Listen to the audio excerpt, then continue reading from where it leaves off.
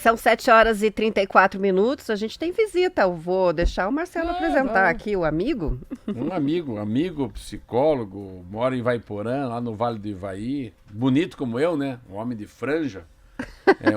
Ele usa condicionador, era creme rinse antigamente. Né? É verdade. Daí, Luiz, quem é você? Muito bem, Marcelo. Muito prazer em estar aqui conhecendo a Rádio T, Curitiba, já com algumas participações passadas e sempre querendo estar aqui com vocês. E hoje é o dia da gente estar falando um pouquinho, levando o conhecimento de 25 anos de consultório aí para os nossos ouvintes. Psicólogo. Como é teu nome inteiro, Luiz?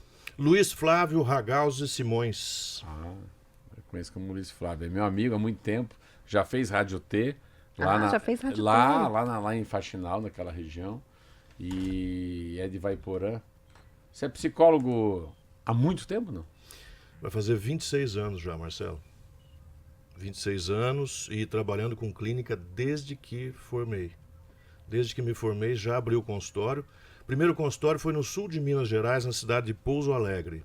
Conheço. Fui jogar com Curitiba. No Pouso Alegre. Aquela história que eu falei. Você comentou a história. Um dia o cara falou, você vai fazer o quê aqui? Nós vamos ganhar esse jogo. Eu falei, não. Na hora de pagar o táxi, eu fui de avião. É lá Na hora de essa pagar história. o táxi, eu levei o jogador, fui de avião. Quando eu cheguei lá, eu e o Marcão, segundo goleiro. O cara falou, vocês nem adiantam, nós vamos ganhar, porque o prefeito abriu as portas, são 15 mil pessoas torcendo pro Pouso Alegre. Eu falei, deu R$60 o táxi, é longe o aeroporto até a cidade. Eu falei, fica com 100. Ele falou, e o troco? Eu falei, o troco é pra Neusaldina. Ele falou, como assim? É pra dor de cabeça, porque amanhã a cidade vai ser Pouso triste. E nós ganhamos de 1-0. Então funcionou. Foi isso mesmo. Você era de Pouso Alegre? Pouso Alegre. Nascido em Pouso Alegre, fiz faculdade em Alfenas. E família de agricultores, de uma sesmaria, lá foi, né, na época do Império. E começou o café naquela região do sul de Minas, a família já é tradicional lá. Hoje não temos mais propriedade nenhuma, nada vinculado ao café e nada da agricultura.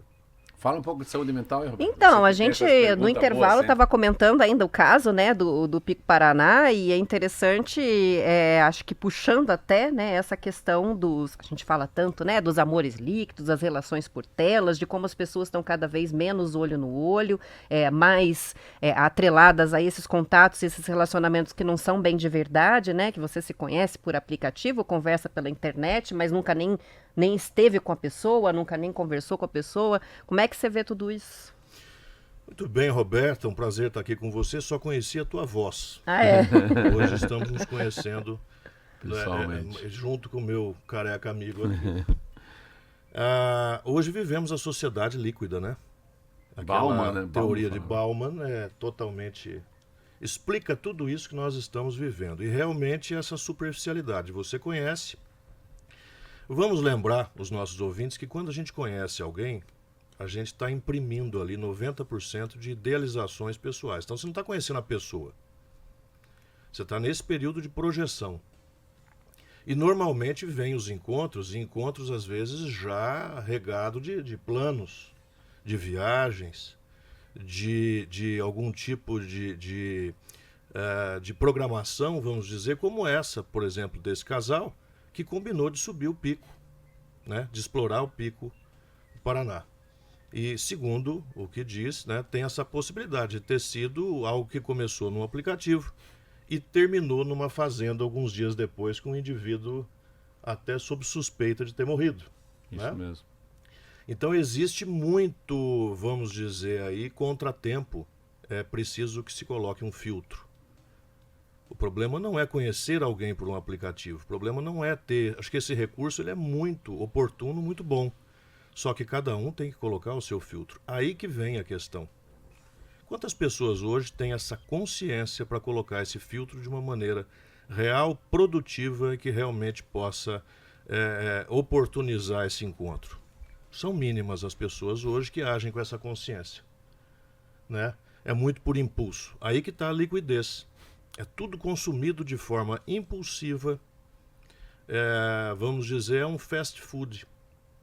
hoje também nos relacionamentos. Muita superficialidade, né? Interessante, você falou que trabalha já há 25 anos com a psicologia em consultório, então deve ter visto exatamente essa transição que a gente teve nessas últimas 2 décadas, né? Da ascensão das telas como mecanismo social que acabou, para algumas pessoas, especialmente os jovens, se tornando muitas vezes a principal ferramenta social e de comunicação, né? E do efeito disso na questão da saúde mental. Saúde mental hoje, a gente pode falar que está num momento numa espiral de queda total, né? A demanda em consultório está aumentando. Esse ano, inclusive, passado de 2025, eu assustei de ver o aumento que foi muito acima do esperado. E a gente está tendo também um sucateamento dos profissionais na área da saúde mental, infelizmente. Tem excelentes profissionais que estão ajudando muito nas parcerias e, claro, nós temos um público grande na saúde mental que trabalha muito bem. Mas a gente está tendo também um efeito de toda essa demanda no próprio profissional da saúde. Tem muito profissional da saúde se afastando hoje. Olha. Por internações aí, inclusive também os que já têm algum problema com alcoolismo, alguma dependência química, estão também, vamos dizer, em maus lençóis, o que dificulta ainda mais os atendimentos. Então, realmente é um momento delicado, né? E precisamos aí de estar atentos. O profissional atualizando, porque os problemas estão muito mais complexos, né? A gente tem hoje, os relacionamentos está sendo acho que a demanda maior do consultório. Eu estou hoje trabalhando com terapia de casal. É um trabalho bastante delicado, mas muito prazeroso de você arbitrar. É uma posição... Acho que se a gente fosse, Marcelo, ser árbitro numa luta do Muhammad Ali e do Mike Tyson, seria mais fácil. Caramba. Né? Porque os conflitos são grandes. Nós temos... a família multinuclear hoje imperando, né? Que é também conhecida como família mosaico, que é uma junção de diversos núcleos ali tentando formar uma nova família, enfrentando desafios diversos, porque queira ou não, ninguém é igual a ninguém. Então são culturas diferentes, são regras e hábitos de vida diferentes, filhos criados de uma forma, claro, diferente dos demais. E isso traz desafio enorme para o casal conseguir sair vitorioso para o lado de lá, educando esses filhos todos juntos, podendo produzir. Então é inevitável a ajuda. Eu considero meu trabalho como uma balsa, que você chega na beira de um rio, não tem por onde passar, vai precisar daquela ajuda se quiser sobe ir. Aqui. Né? Então é um balseiro trabalhando já há 26 anos aí. Que pilares você... Essa coisa é muito linda. A gente estava conversando, ele, a Silvia, ontem. E quando ele falou dessa coisa da família multinuclear. Multinuclear. Então você e eu. Você casou, tem o Kiki. Eu vim com meus 2, o Marco veio com os 2 dele, nós temos 4. Eu larguei 4 para lá, veio com mais 2, daí, mas uma hora ele fez. E a gente, eu e a Silvia, só ouvindo, que assim, é música pro ouvido. Um psicólogo igual o Luiz Flávio contando pra gente, a gente ali com os problemas com os filhos, que não é tão fácil. Daqui a pouco ele fez um negócio tão lindo, parece que tá tudo construído, tá tudo arrumadinho, assim. Ou naquele instante, naquela viagem, mas daqui a pouco uma peça se desloca, cai tudo. E isso foi um negócio, eu fiquei olhando pro Luiz Flávio e falei, rapaz, e a gente tem isso na vida, não é? Isso não é um problema para mim e pra Silvia, a gente sabe que existe esse contexto. Então a gente sempre fica um pouco, malabarismo, né? A gente fica ali com os pratos, né? Cada um com os seus pratos, tentando não deixar cair a peteca. Mas às vezes cai um pratinho e desmorona tudo. Então eu achei, para nós dois que somos casados novamente, né? É muito legal essa visão dele. E outra coisa que eu gostei... equilíbrio e aceitação, né? A aceitação da maneira do outro, de como foram educados aqueles filhos, né? Que às vezes você não concorda com alguma coisa, com a maneira como é feito, mas você também não pode desrespeitar a história daquele núcleo familiar que já existia. E uma orientação prática, básica e direta para isso é a que está dentro da comunicação, Roberta. Porque a comunicação costuma ser o ponto mais precário de todo casal que chega para tratamento. Tanto é que muitos chegam brigando no consultório. É mesmo? Né? A comunicação, ela é muito pessoal. Você isso, você aquilo. o seu filho, porque daí você está travando um conflito dentro de casa, um confronto. Então, o que se orienta nessa hora? A restauração da comunicação através de um diálogo mais impessoal nessas horas. Ou você resolve o fato, ou você culpa o outro pelo fato e por todo o desacordo que está tendo. Então, se o casal consegue estabelecer uma comunicação mais impessoal em relação aos problemas, você tem muito mais chance de resolver esses fatos de uma maneira produtiva, né? Não vira uma briga de egos, que é o que geralmente ocorre. Como em qualquer relação, né? Quando a gente lê a respeito de criação dos filhos, também se fala muito isso, né? De você não colocar rótulos na criança. Não é você é um preguiçoso. É você, esta sua atitude, né? Você poderia ter feito uma atitude diferente, não colocar o rótulo na pessoa, né? Então, e as pessoas têm mania de colocar, né? Se você corrige o teu filho de uma forma mais emocional, e eu brigo com você porque você está estragando o menino, que eu tenho uma visão mais racional, pronto, já começa a partir esse casal ao meio. Então é interessante a gente identificar quem trabalha com isso de uma forma fiel, né, ao trabalho, porque as pessoas hoje, infelizmente, pensam muito no que vão ganhar com o trabalho. O ganho é consequência. Não pensa na viagem, pensa no destino. Se o teu foco principal nesse trabalho é promover o bem daquele que chegou até você, você vai ter um resultado bastante diferenciado em relação a muitos. E isso vai avolumar teu consultório, é onde vem o capital, né? Mas, enfim, esse trabalho ele é extremamente produtivo, hoje necessário, né? Porque sozinho a gente não consegue evidenciar esses pontos. Com o tempo de trabalho, como eu estava falando, a gente já tem uma visão muito mais rápida, mais prática e objetiva, já identifica com mais facilidade. Olha que lindo, ele fala coisas do dia a dia. Né? Então a gente fala de uma maneira que às vezes a pessoa pensa assim, mas você ficou sabendo por alguém, como eu vivo com meu marido? Já ouvi isso de paciente. Eu falei, não. O ser humano é genérico. Repete padrões. Ninguém tem uma digital igual à tua, nem os olhos da cor do seu. Mas naturalmente vivemos os mesmos problemas com pouquíssimas diferenças. Queria saber o seguinte, a tua visão como terapeuta de casais sobre quais são os pilares que fazem um relacionamento funcionar de forma longeva. Que faz com que essa harmonia seja alcançada. Quais são os pilares de verdade de uma relação? Você falou muito claramente sobre a questão da comunicação e de ser um time, né? De todos estarem indo para o mesmo caminho. Isso. O que mais que a gente tem que analisar como realmente importante para funcionar? Você vê que o relacionamento, eu vou falar o que eu já ouvi do saudoso Dr. Flávio Gicovati, em São Paulo, 43 livros publicados e precursor de canais aí, internet, YouTube, deixou uma contribuição muito grande, falecido em 2016. Eu tive a oportunidade de, um tempo, participar de algumas orientações profissionais e consultas também com ele. Ele dizia isso, que o relacionamento é um reflexo que mostra a você quem você é. Então nos dá grande chance de identificar os pontos que precisamos trabalhar em nós, e com isso você contribui para a melhora do outro. Que lindo. Né? Esse é o verdadeiro sentido que ninguém está encontrando. Até porque é muito difícil. Sim. As pessoas estão levando para um lado muito, hoje, superficial, líquido, como nós falamos, então os interesses são bem opostos a esse que eu estou falando. Por isso que a gente está tendo mais problema do que o normal, porque é normal ter problemas. Sim. Essa família multinuclear que foi citada, ela tem grande chance de não dar certo se a gente não souber muito bem como lidar com isso, né? Então, esse compartilhamento, o companheirismo, ter projetos em comum, que os casais estão cada vez mais individuais ali, em termos de cada um, muito na tua individualidade. Eu acho que o relacionamento tem que preservar a tua identidade. Você não pode estar num relacionamento que tira a tua identidade, né?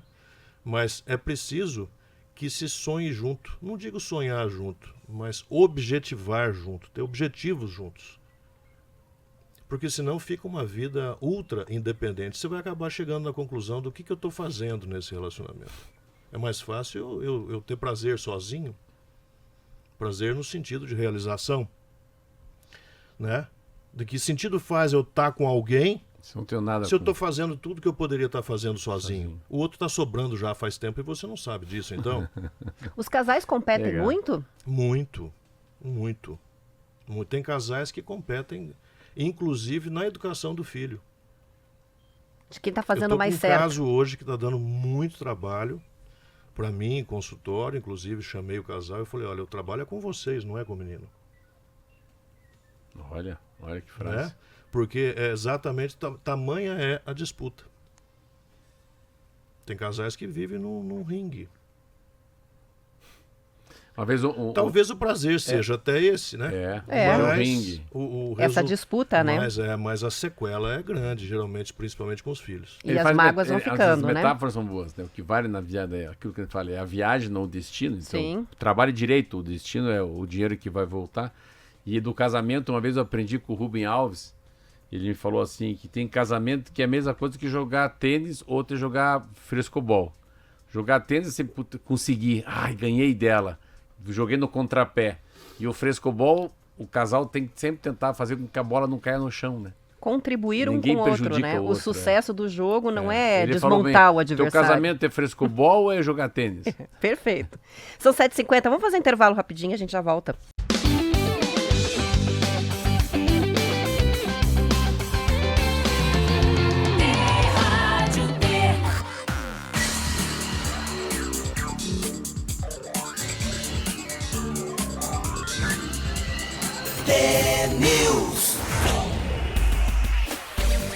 São 7h52. Nós temos participações de ouvintes chegando sobre a conversa. A gente está conversando aqui com o psicólogo Luiz Flávio Simões, amigo do Marcelo, veio nos visitar direto de Ivaiporã. Ivaiporã. E tem a participação que chega da Sônia, perguntando como é que ela consegue ouvir novamente a entrevista e enviar, ela diz, para quem precisa ouvir essa conversa. Lá no canal do YouTube, tem News no Ar. Que saudade de ouvir isso, Sônia. Ela é do Turvo. A Sônia do Turvo. Próximo a Guarapuava. Isso. E ela tem mais uma participação que chega aqui do Borges, dizendo, abrir isso mesmo, a vida do casal é uma constante flexibilidade, é isso, né? É não querer estar certo. E eu achei que a palavra é esse, ser flexível no sentido de não é importante estar sempre certo, é importante estar caminhando junto, não é isso? O barco começa a afundar quando começa-se a disputar quem está certo e quem está errado. Olha. Né? Não tem que ver quem está certo e quem está errado. Você tem um problema para resolver, é ele que é o foco. Não é quem está mais certo, mais errado, ou quem criou o problema. Não, nós temos um problema. O que seria a ideia do casal? Resolver juntos, não é culpar o outro. Quando você fica vendo quem está certo e quem está errado, você está disputando, está culpando. Como é que vive com essa culpa? Os desafios triviais do casamento já são difíceis, imagina com uma carga de culpa dessa. Quando chega um ou chega os dois juntos, geralmente, no consultório? Chega mais um do que os dois. É mesmo? Você convence em trazer o segundo? Você tenta? Aí precisa se tentar, né? Porque todo problema não é de um só. Por mais que um seja, evidentemente, o que está ocasionando mais os danos no relacionamento, mas tem, às vezes, de alguma forma, a conivência do outro, né? Às vezes a gente vai ver que o mal que o outro está causando é a omissão. Peca-se por omissão também. Falta de atitude. Exato. Você falou sobre a sobrecarga, muitas vezes, dos profissionais da área, né, que também estão adoecendo com problemas de saúde mental, uso abusivo de substância. Esse é um ponto aí, né, de atenção. Mas fiquei pensando também que a gente tem visto muito... pseudoterapeutas, né, que principalmente por meio das redes sociais, às vezes se colocam numa posição como se fossem profissionais e entendessem do assunto, dando conselhos, às vezes absurdos, né, Exato. E com milhões de seguidores. Como é que você vê essa questão do avanço de quem não tem a qualificação para atuar como terapeuta, atuando por esse tipo de via? No começo da minha carreira, eu comecei a ver isso ainda de uma forma muito... Era um embrião tudo isso que a gente está vendo hoje. E me incomodava bastante como profissional no sentido da minha imagem profissional que eu estava construindo. Sim. Né? Depois de um tempo, a gente vai aprendendo a focar a tua estrada profissional, o teu mapa ali, independente do que estão fazendo à tua volta. Hoje eu me preocupo com os pacientes. Porque as pessoas nessa liquidez, elas estão em busca de respostas o mais rápidas possível. E é onde entram os picaretas na internet hoje. Né? É picaretagem isso mesmo. Né? Então a gente tem hoje o terapeuta. Poxa, fiz um estágio, Marcelo, num antigo manicômio em Alfenas, que eu fiquei 6 meses estagiando. Então você estudava ali as psicopatologias mais graves que existe no nosso índice ali, no nosso mapa de classificação, né, que é o DSM.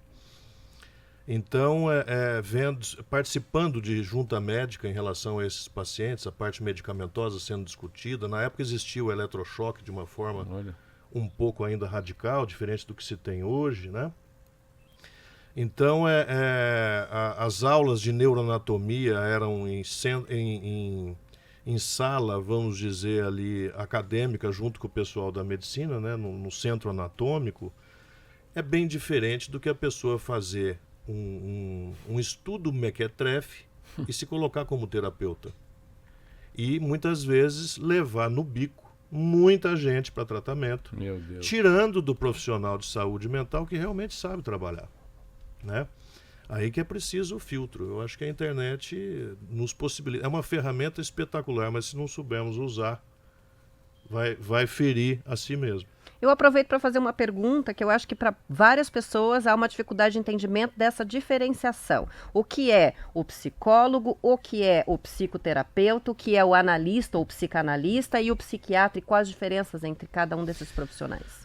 O psicólogo e o psicoterapeuta, eles vão fazer o mesmo trabalho, pode-se dizer. Né? A prática da terapia, seja ela cognitiva ou comportamental, a psicanálise mais ortodoxa freudiana ou os diversos segmentos da psicanálise, enfim, tem várias abordagens.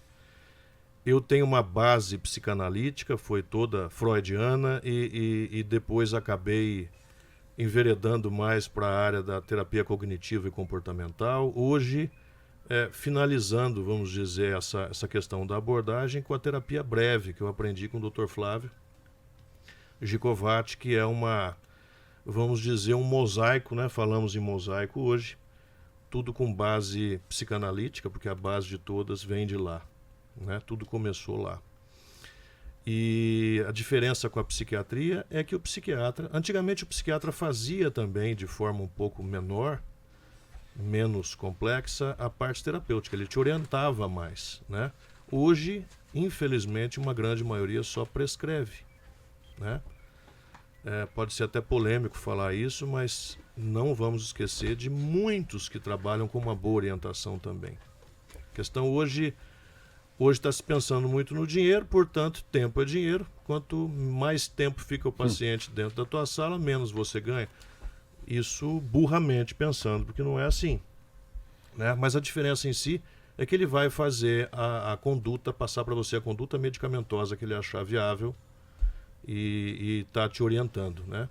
E você vai estar voltando com determinado tempo para ele estar te vendo e também renovando a receita ou adicionando alguma coisa se for necessário. Quase sempre, né? O que combina é o tratamento com os dois profissionais, né? Ter o psiquiatra e ter o seu psicólogo também, essa né? Essa parceria seria ótimo, né? Como psicólogo hoje, até já tive algumas polêmicas e tudo de o fulano receitou. Não, eu não receitei. Mas eu percebi que o medicamento que o teu profissional, que o psiquiatra que você procurou, te passou um medicamento que está aumentando os sintomas da tua depressão, porque acontece isso, dependendo da medicação, ficar mais crítico determinado sintoma. Como é que eu não vou me manifestar? Claro. Até porque o dia a dia, quem está vendo detalhes desse paciente sou eu. Isso aí. Legal, né? Nossa, 8 horas. Né? Voou o tempo. Já está na hora da gente. O Flávio nem chegou aqui, rapaz, ainda parece. Obrigada pela visita e por tantas informações úteis aí para os nossos ouvintes. Eu que agradeço a oportunidade, que seja a primeira de muitas, né? Isso aí. Será. Muito bem, 8 horas em ponto. A gente volta amanhã. Boa segunda-feira. Um abraço forte até amanhã, 10 para as 7. Roberta Canetti, Marcelo Almeida, aqui na Rádio Mais T do Paraná.